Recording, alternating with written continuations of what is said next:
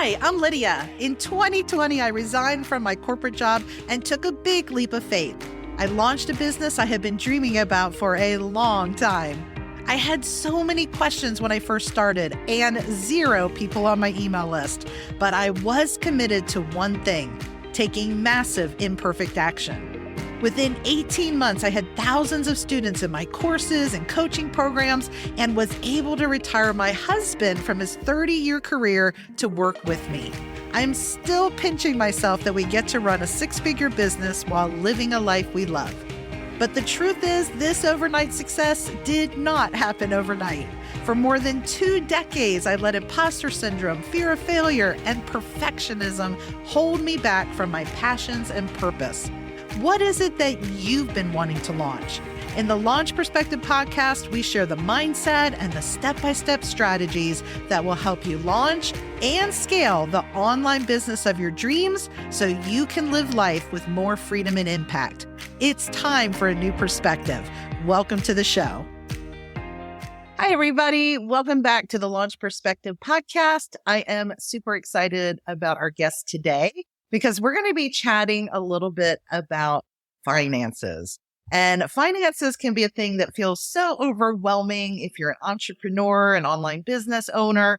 I remember kind of just guessing on what I was supposed to be doing with my finances when I started my first business. And thankfully, I have had the opportunity to connect with some amazing people who have taught me so much about how to optimize my finances and plan better for growth. And that is what our guest is going to help us with today. So I'll tell you a little bit about her and then I'll have her come on with us. But Leandra and I actually met because she was one of the students in my digital clutter cure program many years ago. And I am so honored and excited to have her currently in my Ignite membership. She is just an amazing person who helps so many others get clarity on finances in their business, strategy. She's actually a business advisor and growth strategist. And so she launched her business, Stingray Advisory Group, 10 years ago, originally all in person, and of course now does so much more online. And I am absolutely thrilled to introduce you all to her. So Leandra, thanks so much for joining us today on Launch Perspective. Oh, you're so welcome. Thank you for having me, Lydia. Very happy to be here. It is. It's so much fun because we've been connected for so long. And I personally have really enjoyed watching your journey. Thank you. I know you've been in business for a long time, as many others who have started kind of brick and mortar type businesses back, years ago, but now you're going into the digital space. And I will tell you, in the years I've known you, it's been so exciting to watch all of the things that you've created for entrepreneurs. So I'm excited to introduce everybody to you today. Well, thank you so much. I appreciate it. So I'd love to know what kind of sparked the whole creation of Stingray Advisory Group and how did you come up with that name? Very curious. Oh, good question. So I have a background in banking and finance, as well as sales and leadership. And when I was in a corporate role, I had actually been working through college. And it was one of those things where I was trying to figure out what was next for me. There had been a lot of transition in the industry and the corporation that I was a part of. And I knew I could be doing more than I was. It was kind of losing a little bit of that spark, and the culture just wasn't a great fit anymore. And so from there, I was talking to a mentor one day, and he asked me, have you ever thought about owning your own business? And I laughed at him in the moment, not because what I thought he said was funny, but because when I originally went to college, my goal was to have my own advertising agency. So at that point, I wanted my own ad firm. I could just see myself in my desk in my little like pinstripe suit or whatever. And it was just one of those things that I'd lost sight of over time. And so when he said that, it immediately reignited that spark and to say, well, yeah, let me think about that. Maybe I don't need to be thinking about what is the next job for me, but what can I create for myself? And so it was an opportunity to go back to the drawing board and to start to say, what skills and passions and talents do I have that I can leverage into creating my own company, my own brand, and a culture that I can be proud of? And so that's where we are today. And I love that story because I'm always wanting to encourage aspiring entrepreneurs because I've been there too, right? I spent years dreaming about launching my own business, And you almost do laugh, like, I'll never be able to do that. Like, it sounds so hard and overwhelming. And, what would I create? And I have so many ideas. And so I love that you had that similar journey and really took that leap of faith and went for it. So I hope other entrepreneurs who are like, I'm just starting. I don't know if this is for me. It was so worth it, right? To make that decision and to work for yourself. Absolutely. Absolutely. I wouldn't go back. No. And so I would love to hear. So over the last 10 years, I'm sure some things have changed. I know you're working probably with a lot of in-person people for a long time. So what kind of brought you more into the digital world and thinking about teaching people online? Yeah, definitely when we started the business, it was much more in person. We still have that segment of our business. So that's definitely a huge part of how we serve and support our clients. But I would say probably slightly before the pandemic onset, it was one of those things where we started working with more clients outside of our geographic footprint. And so it was a necessity. That was the only way to connect with our clients. I mean, we had a client in Washington State. We weren't flying out to her office every time that we needed to connect. So it was just something where we started incorporating more technology into how we were serving and supporting. I love technology personally, so I'm never opposed to trying a new platform or software or something to streamline and be more efficient. So from that standpoint, I wasn't concerned with that. I actually embraced it. Definitely throughout the pandemic, there was a need that we identified, and being able to say, how can we expand what we're doing, provide more cost-effective, approachable, accessible resources and support to people even outside of our geographic area. So that's why we decided to move forward and start branching out into the digital space as well. So what kind of support do you mostly focus on? Because I know a lot of entrepreneurs that I work with feel a little muddled in the financial space. Like, they know they're supposed to probably be tracking some key metrics in their business. They're making all these decisions about where to spend their money. And so what do you feel like are the biggest struggles entrepreneurs have that you and your team are kind of helping them with? I would say some of the common challenges that come up are around knowing how to make decisions within their business based on their numbers and actual data, as opposed to just gut instinct. That's a very common challenge. So sometimes it's just like, well, this worked before, or I think this might work, or I think we should try this. There isn't really a lot to justify or substantiate the decision, which I think can be a huge challenge to really moving forward the right way and consistent growth. Also, feeling like you need to be spread a bit too thin and not even knowing really where to start. We get a little bit lost sometimes with, well, I don't know which bookkeeping platform to use, so I'll just stick with my spreadsheets. Or I'm not really sure how to best move forward with, pricing. So I know what my competitors are pricing at. So we'll just say, like, that's what will work for me too. And not really being fully informed with how they're making decisions within their own businesses. It's kind of like that spaghetti on the wall. Throw some spaghetti on the wall and kind of see what sticks. But the other thing I loved about what you said is I heard someone say one time, it's about the data, not the drama. Yes. Right? Because a lot of times we make decisions based on our emotion, which can sometimes be the worst thing you can do, right? Because you might think something's good or something's bad, but really, what is the data that supports what's working and what's not? And often people don't know what numbers to even look at. What should they be considering? So yeah, I absolutely love that. I mean, truthfully, I had my own home-based business for 20 years before I went into what I'm doing now. And my method for finances for many years was throw receipts in a shoebox and just pray that April 15th never comes. It was always just push it away, deal with it later. And then every April 15th, I would just be a basket case. And so I just for so long was in that survival mode.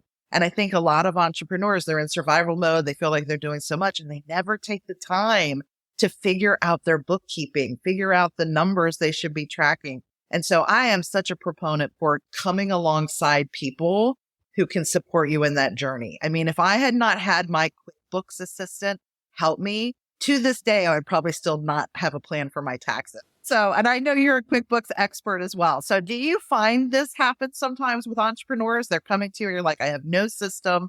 And that is kind of something that you help them with. Yes, absolutely. I would say one of the biggest things that I always say is that most business owners go into business to do what they love and are passionate about, not necessarily to run a business. So once we get into it and it's like, oh, I still have all this other stuff to do. I have to market this and I need to keep up with my books and I need to find new clients and I need to do all the things. I need to be IT. And really all you wanted to do was, make your product or your widget or your service. And then it's like, oh, now what? So that's very common that we'll have clients reach out and it's really more of I'm not even sure where to start. I need to kind of unravel these things. I just know something can be better than what I'm doing right now. So we really walk alongside them to help guide them, to help streamline processes and operations, to make things more approachable and understandable so that it's not so daunting to just run a business. It's so true. And so I always believe in coming alongside people to do what they do well so you can do what you love. So that is awesome. And so today's topic specifically is all about creating that strategic plan for growth, right? Because if we don't plan, we're not going to necessarily reach our revenue goals or our business goals or personal goals. And so I know you kind of have a 3-part process that you work through with clients and your members. And so I would love to hear more about that. What are the 3 kind of focuses that you think entrepreneurs should have? Yeah, absolutely. So the first part of the framework is looking at the people. And so what does that mean? We look at this from a perspective of first identifying who are you trying to serve and support with your offerings. I think one common challenge that happens, especially with early stage entrepreneurs and small business owners, is thinking, well, I can be everything to everyone. When I ask them, who's your ideal client or who are you trying to serve? Well, anybody could buy this. And that really can set you up in the long run for additional challenges. Being more targeted is actually more beneficial. So being able to identify who is your perfect person, who are you trying to serve? You might hear this referred to as, a buyer persona or a customer avatar or client avatar. And being able to work through who you are actually trying to serve, what their pain points and challenges are, and how you're going to be able to best serve them and meet them where they are. So there are several things that go into that, but also thinking about the people that you have to support you as you are moving forward. As we were just talking about, it's very hard as you grow and scale to do everything in your business. As we're getting started, it's very common that we are all wearing multiple hats. I've been there. I know that and understand that very, very well. But thinking strategically to be proactive to say, well, what are my strengths and weaknesses? Where are the gaps in my operations? What do I want to be working toward so that I can set appropriate goals and be having the framework and the foundation to get me there? For example, one thing might be being able to pay yourself out of your own business. What steps do I need to be taking to make sure that I'm able to reach a point where I can actually pay myself and see a return out of this business? So definitely the first part of the framework is looking at the people, both that you're looking to serve and that will help serve and support you within your business as you're moving forward. Yeah. And I do think that's a process, right? I remember learning a lot about figuring out who I wanted to serve. And in the beginning, I thought it was one group of people and it changed over time. And so I still serve a lot of the same entrepreneurs that I served in the beginning when I was very focused on helping people with digital systems and digital clutter. But over time, I just fell so in love with helping people build online businesses. So I love what you're saying. And I think it's something that people have to revisit, right? Because so many times what we're doing changes. And so your ideal person that you're serving kind of morphs and changes, I find. And so for anybody that's struggling, like I can never think of who that really is, it does come together. You get clarity, I feel like, as you build your business. So I love that because I agree. I mean, if you know who you're serving, definitely makes a huge difference in knowing what content to create and what you're going to focus on in your business. So love that. So people, then step 1, and then what's the next one? So the second part of the framework is pricing. And this is also a key area where sometimes people will get hung up. So as I mentioned before, potentially looking at your competitors as the only option to determine how to price your own offerings can lead you down the wrong path because you have no idea what all is going into them creating their offering. So you don't know how much overhead costs they have, how much labor is going into it, how much they're taking out of those offers, or even what materials go into them. So you really need to be conscientious of what you're offering and what your audience will accept. And so some of that is really just math at the end of the day, being able to say, what is it costing me to produce this offer? And then how can I make sure that it's profitable? which is really the biggest thing that you want to be thinking about at the end of the day, is, am I actually getting a return on this?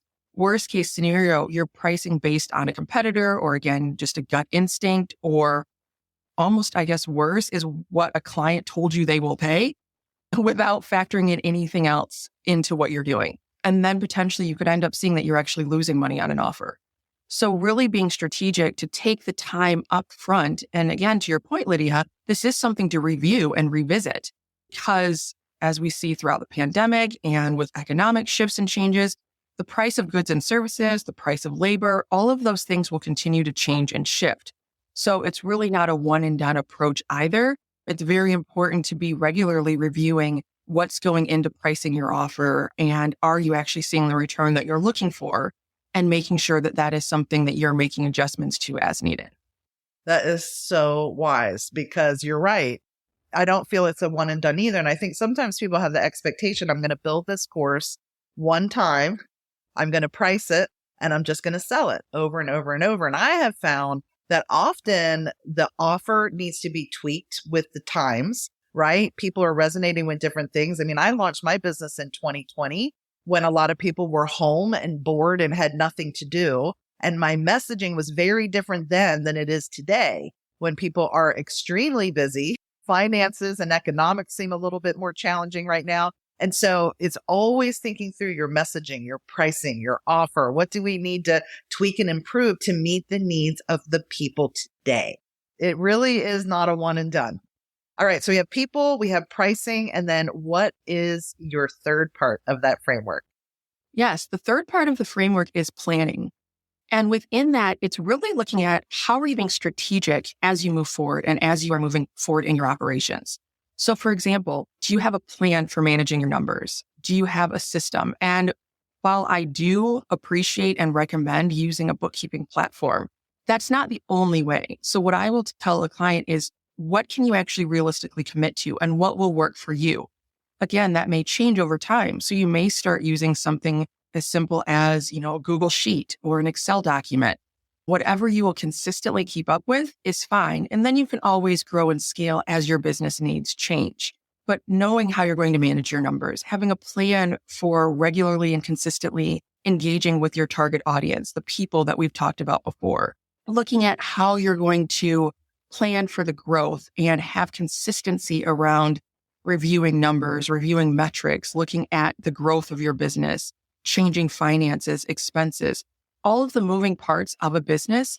I find that if you have a structure around that, and that's not just because I'm a type A personality and I really like structure and detail, but really there is benefit to having consistency around checking in with your business, checking in with your numbers, checking in with yourself and seeing how things are performing, what's working well, what tweaks do you need to make, and how are you able to adapt because of changes that may be happening with you personally, within your business or your team, and even outside of your business and external factors and influences that are shifting and shaping the way that we're all operating and that people are doing business. I love it. And just like you said, I started with a spreadsheet and eventually outgrew that and decided to go to an accounting software. And I mean, truthfully, I remember the pain of like learning that new thing, right? And so I know it's always like, oh my gosh, I don't want to learn this new accounting software or figure all this out. But I'm just here to say it's so worth it. Once you have created a system you stick with, to know exactly where things go, to know exactly where to get your information, it brings so much peace and clarity that is so worth any struggle and effort, I feel, to get this in place. So I love that you shared that. And I know that you just launched recently a membership that helps people in this area, which I love because our Ignite membership, is just getting ready to celebrate its first year. And so I love that you have implemented this new membership called Enlighten. So will you please share with everybody a little bit about your new membership and how it supports people in this? Sure. So yes, our new membership is called Enlighten. And the entire premise is really being able to distill down what we're doing with our one-on-one and done for you clients to be able to serve and support small business owners, course creators, and entrepreneurs who are looking to have more insights and clarity, but not just around their numbers. Because what we're doing with our clients is helping them with business growth and strategy, or bringing all of that into the membership community. So within Enlighten, what we're providing our members is opportunity to engage with me and our team of experts, being able to have master classes. We're bringing in guest speakers on a variety of topics. Last month, we had a topic around optimizing your website. And so cost-effective resources and ways that you can position your business, your brand, and your messaging. Being able to look at tech support, which is a huge challenge and something that sometimes deters people as you are looking at getting up and running with something like QuickBooks or Zoho Books. So being able to come into our office hours and Voxer and different things to get questions answered that you have that might be hanging you up, whether it's with regards to your finance, overall growth, or strategy, so that you can have that expert support as well as the community to help you move forward with your goals and initiatives. I love that because I feel like this is one of those areas where when you're just doing it all alone, you just feel so paralyzed sometimes. You get stuck with a tech question, stuck with a system. I remember setting up chart of accounts in QuickBooks and I thought, shoot me now. And before I know, I was like, okay, I'm getting it. But having a place where you can go and filter through some of those more challenging questions with experts, I just feel like it's so valuable. So I love that you are offering that membership. So very exciting, Leandra. Thank you. Thank you so much.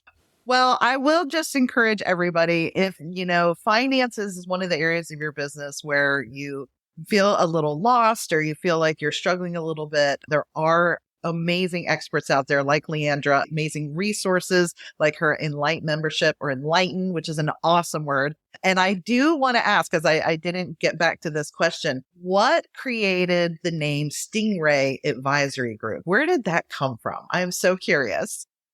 Sure. So Stingray Advisory Group, there's 3 reasons that I picked this name. So first, one of the specialty and core niche areas of our business is around helping businesses with risk management. So as they are looking at their finances and being able to look at potential risks and concerns within the business, helping them mitigate those and be really proactive in how they approach handling their operations. So if you think of the animal, the stingray, it's kind of normally under the surface, slightly undetected, right under the water. And so it was a play on that. The second part of it is that it has name recognition. So if you're a car person, you probably think of a Corvette, the Stingray model. And then also it's something that I thought was just attention grabbing. It's something that you don't hear a lot. It's something that will get people to ask the question and lean in. So from a marketing and branding perspective, it was something that wasn't common and it just stood out and encourages people to start a conversation. I love it. My sister is a Corvette fanatic and her husband. So that's awesome. So wonderful to have you on this show, Leandra. Thanks so much for sharing all your wisdom with us. Thanks for being on here. It's, again, been really exciting to watch your journey. I love that you're supporting entrepreneurs like yourself gain expertise in this area of finances because it really is potential for business growth. Understanding all of your numbers and understanding who you serve and how you can best serve them, pricing those offers, everything that you shared, I know is going to be helpful for them. So thanks so much for joining us. You're welcome. Thank you so much for having me, Lydia. I appreciate it. Awesome. If you'd like any more information, be sure to check the show notes below. There's some resources down there where you can learn more about Leandra, Stingray Advisory Group, and of course, the different resources we talked about today. Thanks so much, and we'll see you on the next episode. Thanks so much for joining me today on the Launch Perspective podcast. Looking for more? Head over to launchperspective.com for show notes and quick links to the content and tools that we shared today. Want to stay up to date on new podcast episodes or ask a question that I answer on the show? You can do this and more at launchperspective.com. See you there.